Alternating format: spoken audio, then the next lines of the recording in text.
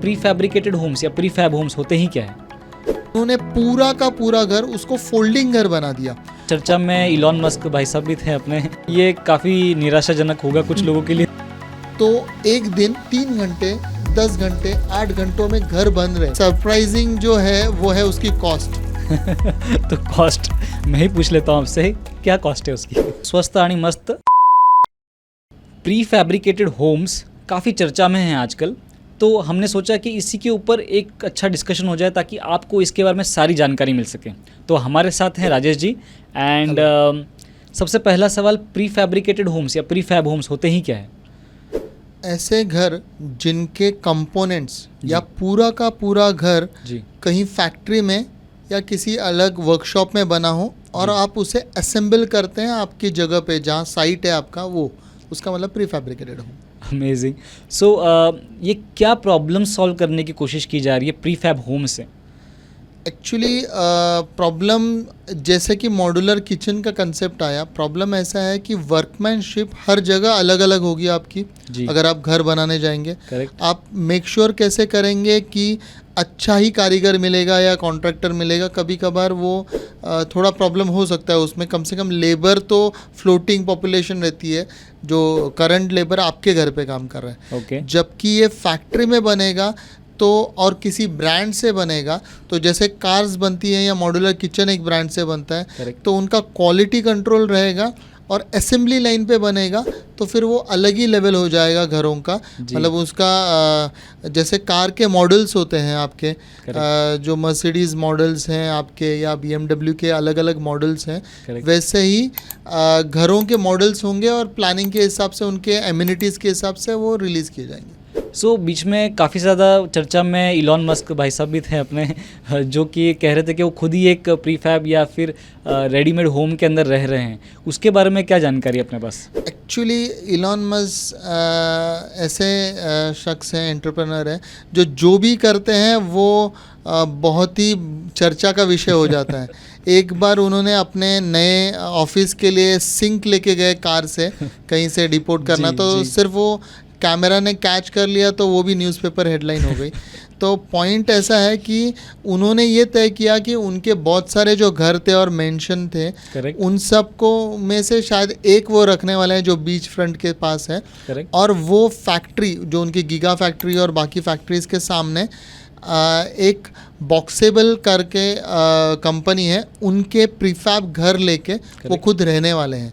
तो उन्होंने ऐसे कुछ ऑर्डर्स करके खुद एक सेटअप भी किया गीगा फैक्ट्री के यहाँ, यानी कि दुनिया के सबसे अमीर आदमी एक 300 स्क्वायर फुट के घर में रह रहे हैं।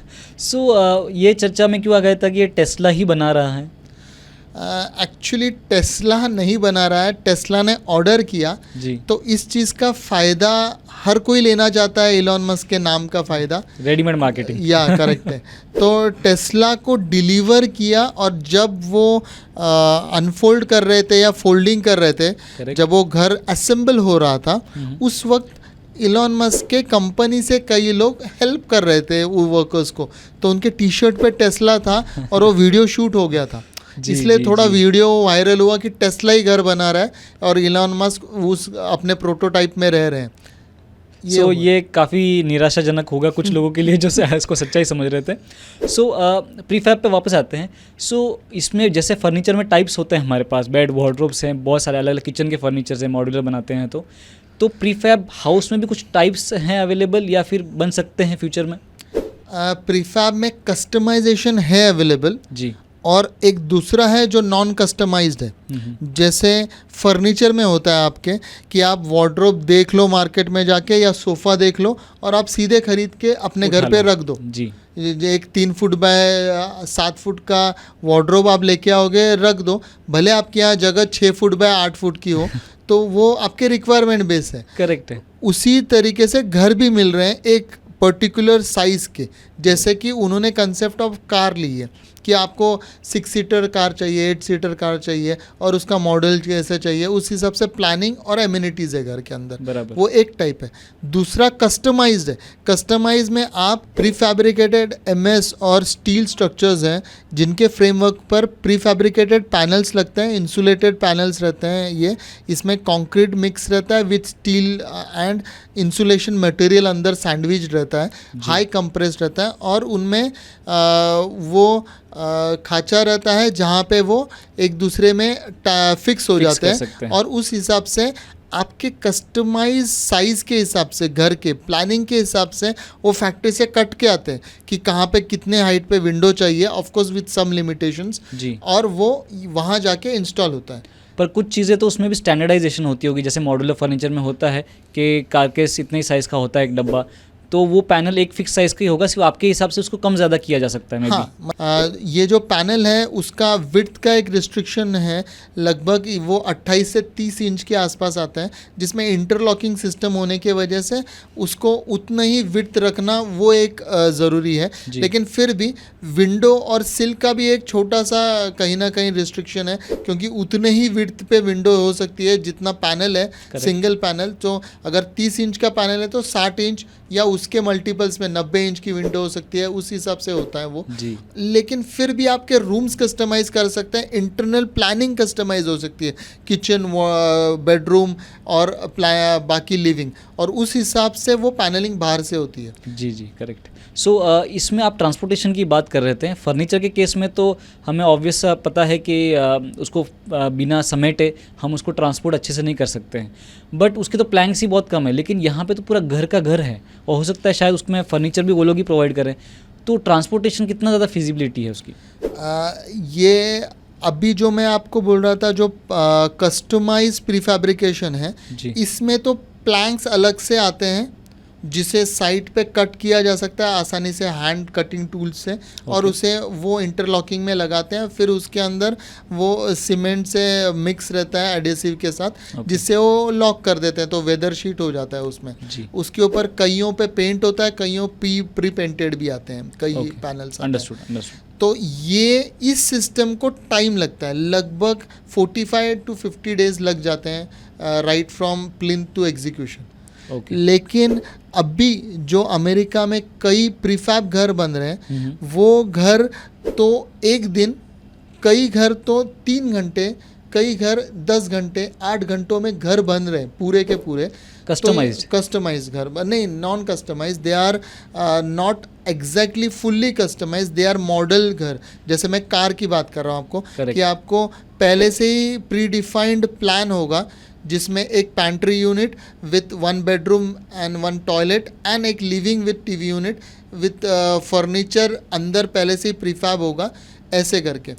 लेकिन अभी बॉक्सेबल करके जो कंपनी है, उन्होंने ट्रांसपोर्टेशन, जो आपका सवाल था, वो भी सॉल्व किया है। उन्होंने पूरा का पूरा घर उसको फोल्डिंग घर बना दिया, और वो फोल्डिंग सिस्टम भी इनोवेटिव हिंजेस के ऊपर, जो नॉर्मल हिंजेस रहते हैं उन्हीं को यूज़ करते हुए, हिंजेस सिस्टम यूज़ करते हुए उन्होंने उसे फोल्ड किया घर को, और उसे ट्रांसपोर्टेबल कर दिया ऑल ओवर वर्ल्ड।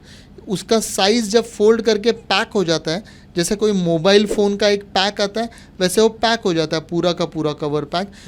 तब वो साइज़ लगभग 8 फुट बाय 4.5 से 6 फुट तक होता है, जो कि हम जानते हैं कि एक ट्रक आसानी से ट्रांसपोर्ट कर सकता है। और उसका वेट भी उन्होंने उतना रखा है जो ट्रांसपोर्ट के नॉर्म्स के अंदर बैठे, जिसमें एक रेड फ्लैग या आगे फॉलोअप कार या कुछ ऐसे लगाने की ज़रूरत नहीं पड़े। अकेला ट्रक जाके वो उतार सकता है क्रेन से, वो क्रेन भी अंदर बैठ जाती है, और फिर वो असेंबल होने को उसे आज के तारीख में कुछ घंटे लगते हैं। अकॉर्डिंग टू 6 से 7 घंटे लगते हैं, वो असेंबल हो जाता है घर। जो चीज़ें हम बंगले बनाते वक्त या घर बनाते वक्त कंसिडरेशन में लेते हैं बंगलो बनाने से पहले ही, वो चीज़ें इसमें कैसे कैटर करेंगे? जैसे कि एक्सटर्नल प्लम्बिंग, सीवेज या इलेक्ट्रिसिटी, या फिर उसका फाउंडेशन कैसे बनाएंगे, ये सब चीज़ें पे थोड़ा सा बताइए। उस घर को जो हम अनबॉक्सेबल जो कंपनी है, उसका जो मॉड्यूलर घर है, उसके लिए उन्होंने फाउंडेशन पे रिवेट्स दिए हुए हैं, जो कि वो रिवेट्स या तो आपके आरसीसी प्लिंथ पे लगते हैं, वुडन स्टैक्स जो कि आरसीसी में एम्बेडेड है पे लगते हैं, आरसीसी कॉलम्स पे लग सकते हैं, या आप आरसीसी का कोई एक नटशेल पार्किंग यार्ड बना दीजिए या गैराज बना दीजिए, जो कि फॉरेन कंट्रीज़ में एक मैंडेटरी रहता है उनको कार पार्क करना या गैराज या स्टोर रूम, वैसा बना दीजिए। उसके ऊपर आप सीधे आके वो घर स्क्रू कर सकते हैं। तो वो उन्होंने सिस्टम प्रीफैब बना रखी है और फिर उसे अनफोल्ड करके उस साइज़ में, उनके साइजेस बहुत ही वेल डिफाइंड है और उस साइज़ में वो बनाते हैं। और जो सीवेज सिस्टम और ये है, इसको भी उन्होंने लाने के कुछ गाइडलाइंस दिए हैं कि आपको लोकल इलेक्ट्रिसिटिकल मीटर और ड्रेनेज सिस्टम कहाँ पे लाके छोड़ना है और मेन पाइपलाइन कहाँ पे लाके छोड़ना है। इंटरनल जो सिस्टम है प्लम्बिंग एंड इलेक्ट्रिफिकेशन इंटरनल, वो प्रीफैब वॉल्स के अंदर पहले से ही कंसील्ड है। और ये प्रीफैब वॉल वो एमएस का शीट, स्टील की शीट है जो कि पाउडर कोटेड है, और सीमेंट की शीट के अंदर पॉलीकार्बोनेट के वो इंसुलेटिंग मटेरियल को हाई कंप्रेस करके पैनल्स पहले से ही बनाए हुए हैं, जिनके अंदर से इलेक्ट्रिकल और वाटर के पाइपलाइन पहले से ही जा रहे हैं। या फिर एक्स्ट्रा चाहे तो कभी भी हम लोग आगे पीछे करके निकाल सकते? नहीं निकाल सकते, क्योंकि टॉयलेट, WC, बाथ, शावर पहले से ही इंस्टॉल्ड है। आपको सिर्फ एक ही कनेक्शन एक्सटर्नल वाटर से लगाना है, एक ही कनेक्शन इलेक्ट्रिकल देना है, बाकी अंदर से lights, conceal lights, air condition भी वो लोग LG के साथ उनका टाई अप है कि LG की एयर कंडीशन, टीवीज, टेलीविजन सब वहाँ प्रीफैब है। सो इसका मतलब ये है कि कभी हम लोग रिनोवेशन नहीं कर सकते अपने घर का, तो जब रिनोवेशन करना है तो घर ही बदल दो। सही है, यहाँ तक कलर की ज़रूरत नहीं है। वो जो एक्सटर्नल पैनल्स हैं उनको इंटरनल और एक्सटर्नल उन्होंने न्यूड या न्यूट्रल कलर्स रखे हुए हैं, जो कि हर डेकोर को जाते ही हैं। आप जो भी कर्टन्स या फर्निशिंग या सोफास से या जो फर्नीचर, लूज फर्नीचर है, उससे जो आप एनहांस करेंगे या आर्टिफैक्ट से, वही आपके घर का स्टेटमेंट है। बाकी घर न्यूट्रल ही रखें ताकि सबको पसंद आए। अभी हर जगह पे, हर यहाँ पे एक लोकल गवर्नमेंट अथॉरिटी होती है, कहीं पे बड़ी गवर्नमेंट अथॉरिटी होती है, तो वहाँ पे हमें तो घर अपना अप्रूवल करवाना पड़ता है, प्लान्स दिखाने पड़ते हैं, हाइट बतानी पड़ती है, FSI होता है। तो ये सब इस केस में कैसे अप्लाई होगा? इसमें वो पहले से ही अपने प्लान्स दे देते हैं जो आपको आपके लोकल अथॉरिटी से अप्रूव करवाना है। Correct. और आपके लैंड से जितना छोड़ना है उस साइज़ की प्लिंथ या फाउंडेशन कॉलम्स डालना है। Okay. तो उतना डिस्टेंस फ्रॉम कंपाउंड वॉल या रोड आप पहले ही लोकल अथॉरिटी से वो प्लान दिखा के अप्रूव करवा लो। वो अप्रूवल मिलने के बाद वो वहाँ से घर ट्रांसपोर्ट करते हैं और उनके लेबर्स आके स्क्रू करके निकल जाते हैं। सो आप जो बोल रहे थे प्री फैब्रिकेटेड जो चीज़ें आती हैं, लेकिन जो मेन स्ट्रक्चर है वो लोड कैसे ले रहा है? वो क्या MS का बना है या फिर क्या कोई और मटेरियल है? देखो, हर कंपनी वहाँ पर अलग अलग कंपनीज अमेरिका में प्रीफैब घर बना रहे हैं, इंडिया में भी बना रहे हैं, लेकिन इंडिया में इस तरीके से प्रीफैब नहीं हो रहा है कि सीधे फोल्ड करके वो खुल जाए और हावर्स या डेज में वो बन जाए। इंडिया में कम से कम 45 डेज लग रहे हैं प्रीफैब घरों को भी। इंडिया में जो प्रीफैब घर बनते हैं वो RCC के प्रीफैब पूरे के पूरे स्लैब्स होते हैं, जिन्हें जैसे ब्रिज प्रीफैब लगाते हैं वैसे ही वो क्रेन से रखे जाते हैं इंटरलॉकिंग में और वो बनाए जाते हैं। जनरली वो म्हाड़ा या म्हाड़ा सिस्टम में या पुनर्वसन ऑफ जो गरीब हैं उनके लिए जो घर बनते हैं वैसे बन रहे हैं वो प्रीफैब में। वो परमानेंट या बहुत अच्छे स्ट्रक्चर्स नहीं बना रहे हम। लेकिन आप अब्रॉड देखेंगे तो वो आपका जो घर का एक सपना होता है, नेटिव प्लेस में घर हो या खुद का घर हो, वो भी प्रीफैब बना रहे हैं। उसके आर्किटेक्चर भी बहुत अच्छा है, इंटीरियर्स भी अच्छा है। तो अलग अलग कंपनी, जैसे हम पूरा MS का स्ट्रक्चर लेते हैं, जो MS के रॉड्स मार्केट में अवेलेबल हैं, जो बॉक्स सेक्शन या आई सेक्शन, उन्हीं में बना रहे हैं और सिर्फ पैनल्स अपने प्रीफैब है जो अपने फैक्ट्री में बन के आ रहे हैं, जिनके सिस्टम है। वहाँ वो लोग वो जो स्ट्रक्चरल सिस्टम है वो भी अपने हिसाब से बना रहे हैं। तो उसको ज़रूरी नहीं है कि पूरा वो सॉलिड MS हो, तो वो जहाँ स्ट्रेंथ चाहिए जिस पोजीशन पे उस जगह पे वो सॉलिड कर रहे हैं, बाकी पूरा हॉलो रख रहे हैं।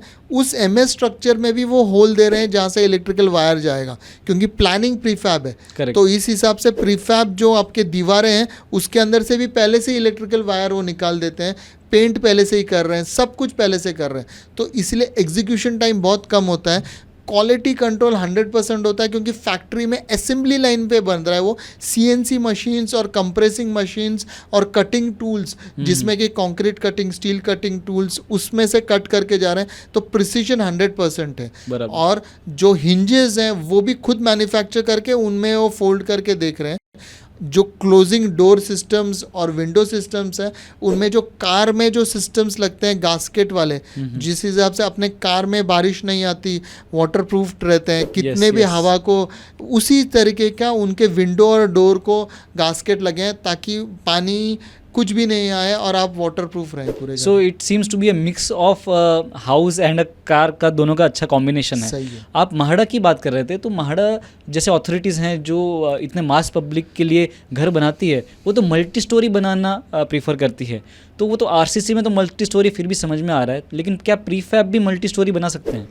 आप प्रीफैब में अगर स्टील स्ट्रक्चर में पूरा स्ट्रक्चर सिस्टम बनाएं, that is I section, C section में, और उसके ऊपर प्रीफैब सिर्फ पैनलिंग पार्टीशन जैसे ऐड करें, तो मल्टी स्टोरी जा सकते हैं। ओके। लेकिन ये जो घर जो मैं बता रहा हूँ, जो prefab structural system is their own wall, they don't have a different structural system. Okay. It is like a load bearing thing. Wall जैसा ही है। जो सैंडविच स्टील के वॉल हैं, जिनमें वो इनफ मजबूत हैं कि आपका वजन या dead load with the roof का वजन ले सकें।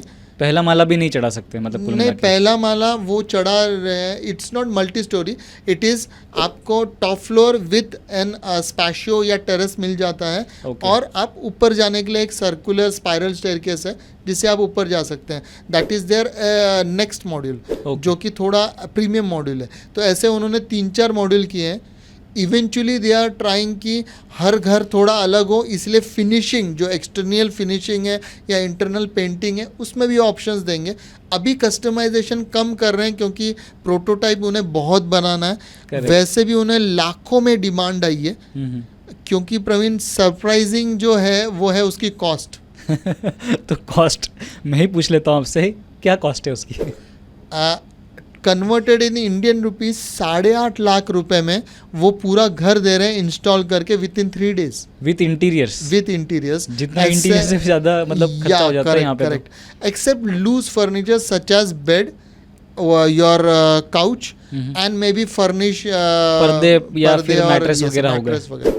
वो छोड़ के किचन मॉड्यूलर आपको मिल जाता है, आपको एसी मिल जाता है, टॉयलेट के सारे फिटिंग्स मिल जाते हैं, आपको बहुत सारा चीज़ मिल जाता है। Even you get washing machine, you get dish washer inside, you get AC, heater, everything inside.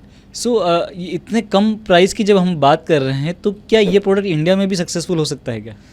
मेरे ख्याल से तो हो सकता है। हर किसी का सपना होता है गांव में एक घर हो जी। बजट और टाइम कंस्टेंट की वजह से वो रुक जाता है। Correct. और घर जब आदमी गांव जाता है तो कम दिन ही रहता है, 2-3 दिन रहता है, क्योंकि शहर में वो कमाने के लिए आता है, वहीं ज़्यादातर रहते हैं। Correct. तो वहाँ जाके एक ऐसा घर ये सर्व कर लेगा, क्योंकि ये घर प्रवीण एक सेल्फ सस्टेनिंग घर भी है। यानी कि क्या है कि इसके ऊपर सोलर पैनल्स लगाए हैं उन्होंने, जो कि रूफ के ऊपर लगाएं, जो कि उसमें इलेक्ट्रिसिटी बहुत हद तक दे देता है। एक्सटर्नल इलेक्ट्रिकल कनेक्शन भी है, क्योंकि कोल्ड कंट्रीज़ में कभी कभी उनके यहाँ तो धूप नहीं होती, और बर्फ़ अगर गिर जाती है छत पे तो उनको महीनों तक वो बर्फ़ निकलती नहीं है। इंडिया में वो तकलीफ़ नहीं है, तो इंडिया में तो और हाँ थोड़ा सा कम हो सकता है। तो इलेक्ट्रिकल कनेक्शन एक्सटर्नल होना ज़रूरी है, क्योंकि एसी आपको चलाना है और आपको बाकी भी गैजेट्स चलाने हैं। So that's fine, amazing. लेकिन एक चीज़ जो मुझे अभी भी ऐसा लग रहा है कि जैसे आपने कहा कि हम एक सेकेंडरी होम जैसा उसको रख सकते हैं, या फिर कम रहना है, हमें ज़्यादा खर्चा नहीं करना, तो सिक्योरिटी पर्सपेक्टिव से ये घर कैसे हैं? उन्होंने ये भी सोच रखा है, उन्होंने एक्सटर्नल सिक्योरिटी कैमरास दिए हुए हैं, Correct. जिससे कि आप आपके मोबाइल पे देख सकते हैं। वो इंटरनल में सिक्योरिटी कैमरास हैं, वो तो ऑन ऑफ रखना आपके मर्जी पे है, जिसको सिक्योर कर सकते हैं आप खुद Correct. आपके मोबाइल ऐप से। ये एक मतलब एक्सटर्नल, बाकी उसे टैम्पर करना या डैमेज करना थोड़ा मुश्किल है रादर देन जो फॉरेन कंट्रीज़ में वो तो आप जानते हैं वुडन वॉल्स होते हैं Yes. और वुडन Hollow भी इंसुलेशन होते हैं। होता है और ग्लास वूल होता है 2 वुडन पैनलिंग के अंदर। Correct. तो वहाँ तो आसान है टैम्पर करना, इसमें थोड़ा मुश्किल है क्योंकि स्टील का MS का थिन प्लेट है Yes, तो उसे yes, टैम्पर yes. करना और थोड़ा मुश्किल। वैसे भी गाड़ियाँ तो बाहर खड़ी रहती हैं, हाँ। तो गाड़ियों वाली सिक्योरिटी हाँ, कुल मिला के हमें मिल बराबर, जाती है बराबर, उसके अंदर। बराबर। So that's great. I think कि हमने काफ़ी अच्छी चर्चा कर ली है इसके ऊपर। आपको कुछ इसमें अपना पॉइंट ऑफ व्यू ऐड करना है तो मुझे बता सकते हैं। मैं ये कहूँगा कि अभी इंडिया में भी प्रीफैब घर बन रहे हैं। जी। मैंने जैसे बोला RCC स्ट्रक्चर्स के जिसे MS में सपोर्ट हो ऐसे बन रहे हैं अभी भी। Okay. जो लेबर क्वार्टर्स और माड़ा बना रहे हैं। कुछ जगह पे डिज़ास्टर मैनेजमेंट के लिए ये बन रहे हैं, कुछ जगह पे शिपिंग कंटेनर्स को यूज़ कर रहे हैं प्रीफैब घर की तरह, थोड़ा सा इंटीरियर करके और उसके अंदर वेल्डिंग और एक खिड़की निकाल के। करेक्ट।